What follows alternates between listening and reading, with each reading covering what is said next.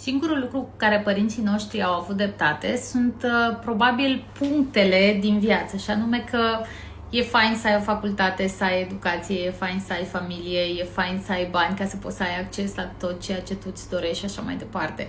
Însă, noi acum nu trebuie să le mai facem succesiv, pentru că nu mai este timpul și societatea de așa fel.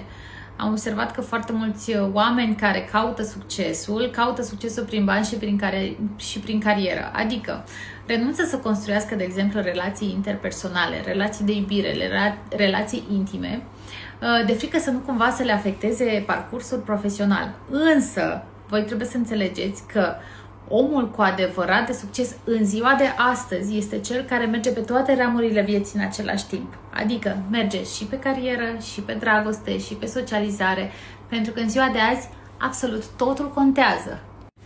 Singurul lucru cu care părinții